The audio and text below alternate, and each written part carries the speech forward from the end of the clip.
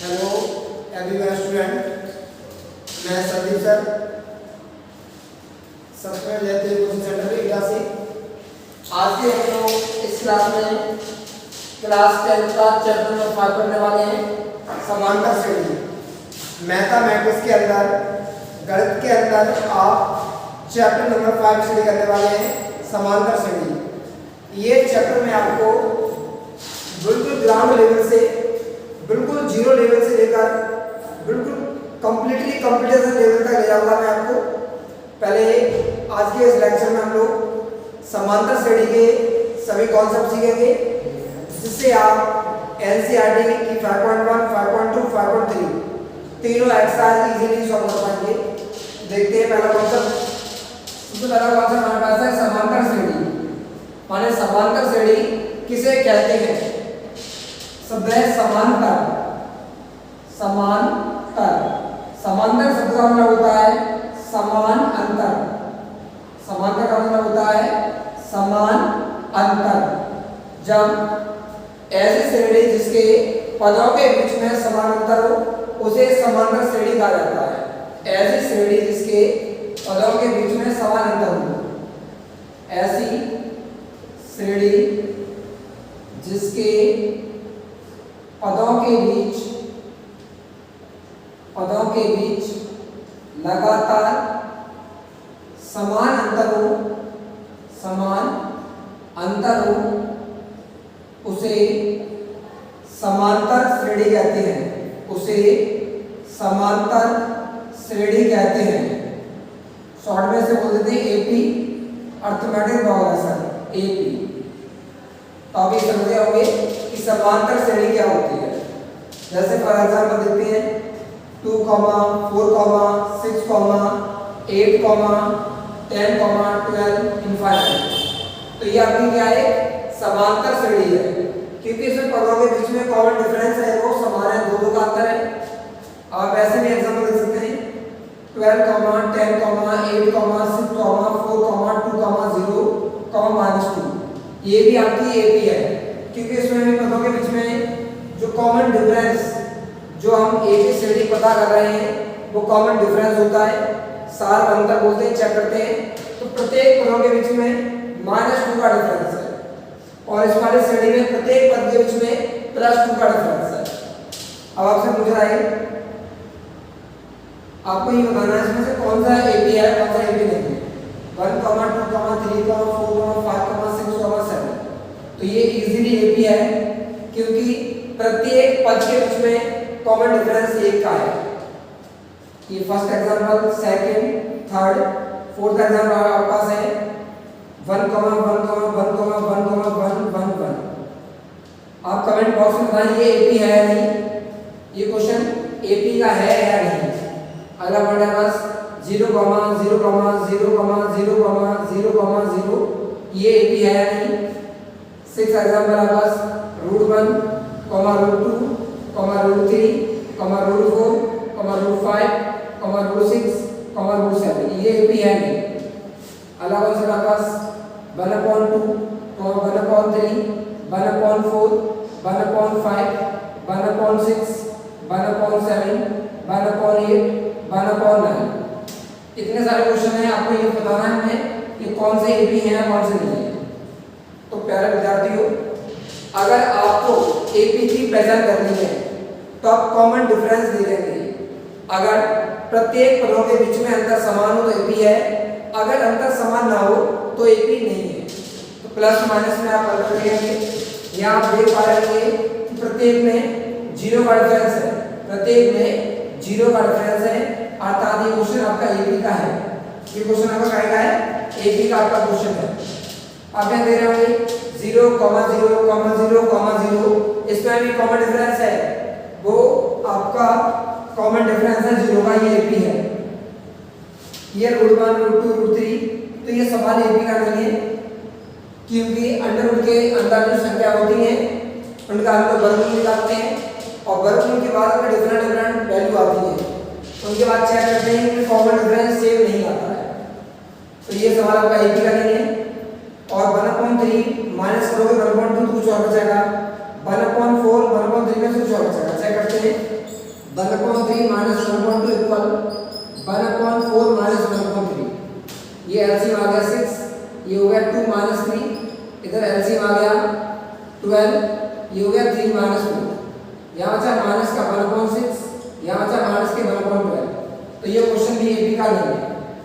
तो आप सबसे पहले इस चैप्टर के अंदर सीखे कि समांतर श्रेणी क्या होती है। ऐसी श्रेणी जिसके पदों के बीच अंतर समान होता है उसे समांतर श्रेणी कहा जाता है। फॉर एग्जांपल ये सब इसी के एग्जांपल है। कौन सा एबी है, कौन सा एबी नहीं है। ये हो गया कॉन्सेप्ट नंबर 1, ये आपका हो गया कॉन्सेप्ट नंबर 1। अब आप देखेंगे concept number 2, concept number 2। First concept आपका है एपी कैसे पहचान की जाती है। जैसे आप रिलेटिव आ जाए तो पहचान करते हो नहीं करते हो, कौन बोला भाई कहां से आया पता करते हो, वैसे ही एपी का पूरा इंट्रोडक्शन हो गया कि एपी क्या होती है। अब आप देखिए कॉन्सेप्ट नंबर 2, तो हमें सीखना है एपी बनाना। एपी बनाना, तो एपी को बनाने के लिए अगर आपको बनानी है एपी तो बहुत सिंपल ट्रिक है। एपी श्रेणी के लिए लिखा जाता है a, a plus b, a plus 2b, a plus 3d infinite तक। मतलब जितने भी आप पद लिखने चाहो 100, 200, 400, 500, 1 लाख, 2 लाख, अपने घर से लेके अपनी कोचिंग तक, स्कूल से लेके घर तक, घर से लेके नरसाल तक, जितने भी बड़ी एपी लिखना चाहो आप लिख सकते हैं इजीली। आपको 2 चीजें पता होनी चाहिए, उसका प्रथम पद क्या है और सारवंतर कितने का रहेगा। इसमें ए का मतलब होता है प्रथम पद, फर्स्ट टर्म क्या है, प्रथम पद ए, और डी का मतलब होता है सारवंतर कॉमन डिफरेंस। डी का मतलब होता है कॉमन डिफरेंस, ये होता है फर्स्ट टर्म। आपको फर्स्ट टर्म मालूम होना चाहिए और कॉमन डिफरेंस कितने का कॉमन डिफरेंस है, ये 2 चीजें आपको मालूम होनी चाहिए। एपी आप कितने से भी कितने बड़ी बना सकते हैं जब आपको ये 2 चीजें मालूम होनी चाहिए, एक प्रथम पद और सारवंतर। जैसे मैंने आपको एक क्वेश्चन दिया कि आपको एबी के 5 टर्म लिखने हैं जबकि a इक्वल टू 2 है और d इक्वल टू 3 है। इसके आपको लिखने 5 टर्म, क्या लिखना है 5 टर्म। इस एबी श्रेणी के आपको 5 पद लिखने हैं जिसका पहला पद 2 है और सारवंतर कितना है, सारवंतर कितना है इसका 3, करेक्ट।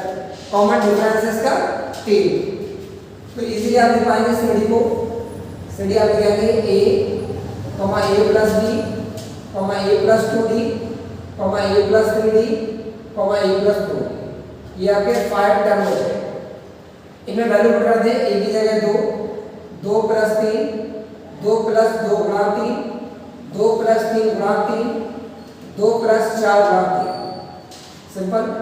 ये हो गया 2 और 3 5, 3 2 या 6 और 2 8, माने 2 3 या 6 और 2 8, 3 2 का 9 और 2 11, 4 3 या 12 और 2 14। तो ये आपकी होगी आ गई एपी श्रेणी। ये क्या होगी आपकी एपी श्रेणी। जब आपको ए और डी दिया हो तो आप कितनी बड़ी से बड़ी एपी श्रेणी ज्ञात कर सकते हैं। आपको यही कॉन्सेप्ट आपको अप्लाई करना है। सेकंड एग्जांपल में देता हूं क्वेश्चन को मैं, क्वेश्चन नंबर 2। सेकंड क्वेश्चन है बस a इक्वल टू आपका दिया है मान लो माइनस का 3 और d इक्वल टू 4 दिया है। इसके आपको 3 टर्म लिखने हैं। 3 टर्म लिख के दिखाना है आपको क्या होगा। तो a b में आप लिखेंगे इसे, जब आप इसे a b में लिखेंगे तो पहला पद रहेगा आपका a, सेकंड पद आपका a प्लस b, थर्ड पद आपका a प्लस 2d।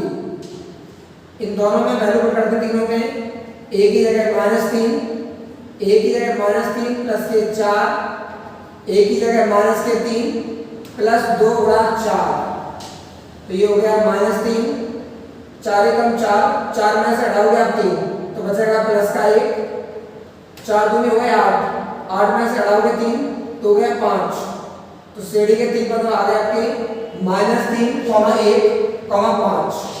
तो इस तरीके से आपका ये सेकंड कॉन्सेप्ट है कि आप एपी बनाएंगे कैसे। जब ए और डी दिया हो तो आप एपी किस तरीके से बनाएंगे, कॉन्सेप्ट नंबर आपका होगा ये सेकंड। इसमें मैं आपको एक सवाल देता हूं, ये आपका न्यूमेरिकल आपके लिए क्वेश्चन है। अभी आपको सॉल्व करना है ये क्वेश्चन। ए इक्वल टू दिया है आपको 4 और डी इक्वल टू दिया है आपको -4। आपको इसकी एबी बना के दिखानी है 5 टर्म।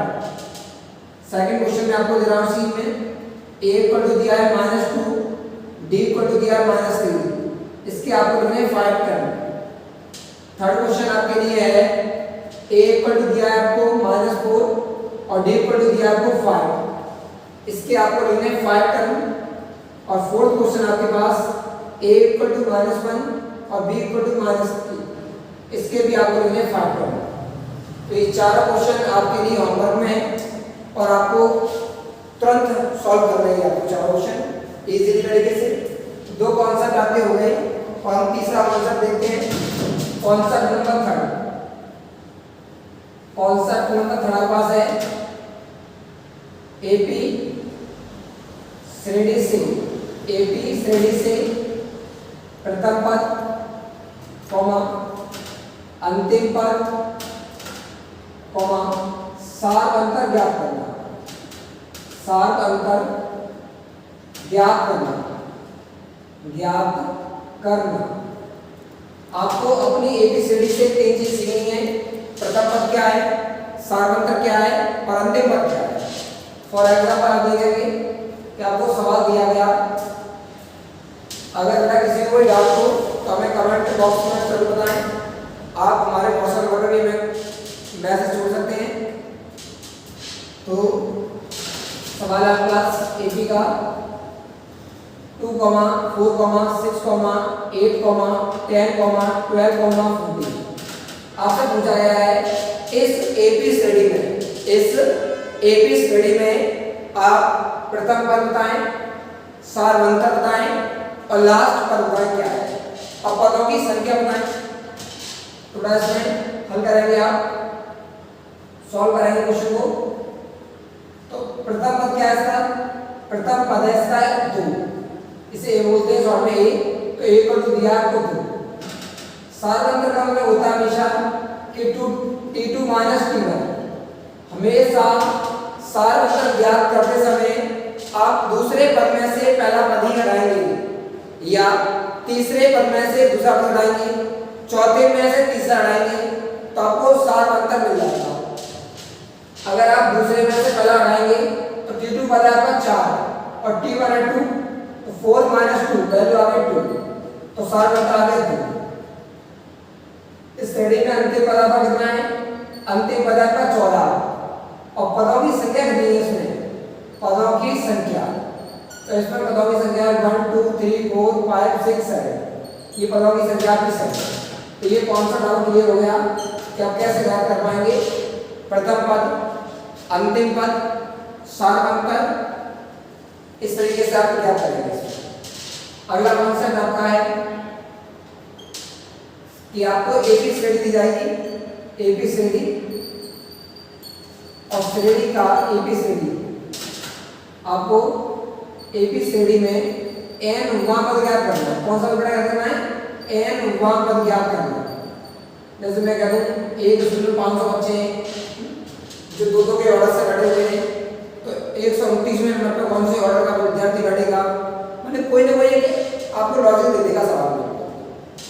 तो एपी श्रेणी में अगर आप कभी भी n पद निकालेंगे तो डायरेक्टली फॉर्मूला पुट करेंगे, डायरेक्ट बिना किसी हेजिटेशन के आप डायरेक्टली फॉर्मूला लगा देंगे ना, Tn equal to a plus n minus 1/2d। आप इसे गांठ मारने से फॉर्मूले के लिए जब भी आप n पद निकालेंगे तो आप इस फॉर्मूले का इस्तेमाल करेंगे, Tn equal to a plus n minus 1/2d। For example देखिए, जैसे मैंने एक सवाल लिखा, आपके पास एक एपी है 4, 8, 12, 16, 20 डेढ़, इसमें आपके मान लो 200 पद है, 200 पद, कितने पद है, 200 पदों तक ये आपकी श्रेणी गई है, 200 पद गई है और आपको इसका 200 वाला पद आना है, 200 पद। इस श्रेणी का 200वां पद ज्ञात करें, 200वां पद ज्ञात करें। आपको ज्ञात करना है श्रेणी के अंदर कि आप 200 वाला पद कैसे ज्ञात करेंगे, जो 200 नंबर का आएगा श्रेणी में वो कौन सा पद है आप बताएंगे। बहुत ही इसी तरीके से चिंटू जैसा सवाल आपका ये होगा आपके लिए। आप सबसे पहले क्या लिखेंगे कि इसमें प्रथम पद लेंगे आप। तो प्रथम पद आपको दे रखा है 4, क्या दे रखा है बेटा 4, गुड, सब बच्चे 4 हो गए। तो और आपका सारवंतर क्या दे रखा है इसमें, सारवंतर आपका क्या है बताएं, सब बच्चे बताएं। सारवंतर मैंने आपको बताया था, हमेशा जब सारवंतर ज्ञात करते हैं बेटा तो T2 में से T1 बढ़ाते हैं, क्या बढ़ाते हैं, T2 में से T1 बढ़ाया जाता है। तो आप यहाँ बढ़ा देंगे T2 माइनस T1 माने 8 माइनस 4 क्या होता है बेटा 4, गुड। तो प्रथम पद आपका 4 आ गया, सारवंतर 4 का आ गया। अब पदों की संख्या कितनी दी है आपको सवाल में, पदों की संख्या आपको दी है 200, 200 पद पूछा आपसे। आप सूत्र आ देंगे Tn बराबर a प्लस n माइनस 1/2, इसमें a की वैल्यू है 4, n की जगह लगा देंगे 200 माइनस 1 और d की जगह आप लगा देंगे 4। इसे आप सॉल्व कर लेना बोर्ड मास विधि से, बोर्ड मास के तरीके से, और आपके सवाल का आंसर आ जाएगा, बोर्ड मास से करेंगे। तो आपको ये कॉन्सेप्ट क्लियर हुआ होगा। कॉन्सेप्ट नंबर 4 था आपका, ये वाला कॉन्सेप्ट नंबर 4 है, कॉन्सेप्ट नंबर 4, ये वाला था कॉन्सेप्ट नंबर आपका 3। चौथा कॉन्सेप्ट था एपी श्रेणी का nवां पद कैसे ज्ञात किया जाता है। तो इससे जो आगे वाले कॉन्सेप्ट हैं वो आपको अगले लेक्चर में सिखाए जाएंगे। जैसे कौन कौन से कॉन्सेप्ट अभी बाकी रह गए देखते हैं आप। कॉन्सेप्ट अभी आपके बचे हुए हैं, कॉन्सेप्ट नंबर आपका 5 है, सॉरी 5, एपी श्रेणी में बिना डी के ए का मान ज्ञात करना, ए का मान ज्ञात करना, ये भी आप सीखेंगे। अभी आपका कॉन्सेप्ट बचा हुआ है एपी श्रेणी का योग ज्ञात करना, एपी का योग, क्या होता है एपी का योग। हमारी जो एपी श्रेणी होती है उसमें योग कैसे करते हैं, एपी श्रेणी का योग, एपी का योग, इसके दो फॉर्मूले होते हैं, एक होता है Sn बराबर n/2 2a plus n minus 1/2 और एक फॉर्मूला इसका Sn बराबर n/2a प्लस n। ये आप सीखेंगे, कॉन्सेप्ट आप सीखेंगे। लास्ट पर कैसे निकालते हैं, एपी का लास्ट पर, एपी का लास्ट पर वो क्या होगा l=a प्लस n माइनस 1/2। तो ये सभी कॉन्सेप्ट आपको अगले लेक्चर में सिखाए जाएंगे। और ये आपका क्लास 10 का चैप्टर नंबर 5 का कॉन्सेप्ट है सारे। अब इसके बाद आप अपने एनसीईआरटी बुक की एक्सरसाइज सॉल्व कर पाएंगे इजीली 5.1, 5.2 और 5.3 एनसीईआरटी बुक से आप कर पाएंगे इजीली। तो इसमें जितने भी विद्यार्थियों को कोई प्रॉब्लम हो हमें कमेंट बॉक्स में जरूर बताएं। अगर किसी का कोई डाउट है तो व्हाट्सएप कर सकते हैं आप मेरे व्हाट्सएप नंबर पर। आप नंबर है मेरा 7249955020। इस पर आप हमें कभी भी 24 × 7 आपके लिए मैं एलिजिबल हूँ, आप हमें कमेंट करके बताएं। और आप ज़्यादा से ज़्यादा इस वीडियो को लाइक करें, शेयर करें और सब्सक्राइब हमारे चैनल को सब्सक्राइब करें। अपने फ्रेंड्स को बता दें जो 10th की तैयारी कर रहे हैं इस समय या लास्ट ईयर का एग्जाम है ये, कि आपको हम फ्री ऑफ कॉस्ट बिना किसी पैसे के अपना प्रत्येक क्लास 9, 10, 11, 12 बीएससी कंपटीशन हर चीज़ का कंप्लीट कोर्स कराऊंगा मैं आपको कोई भी आपको चार्ज नहीं देना है इसके लिए। बस आप लगातार हमारे चैनल पर जुड़े रहें और पढ़ते रहें।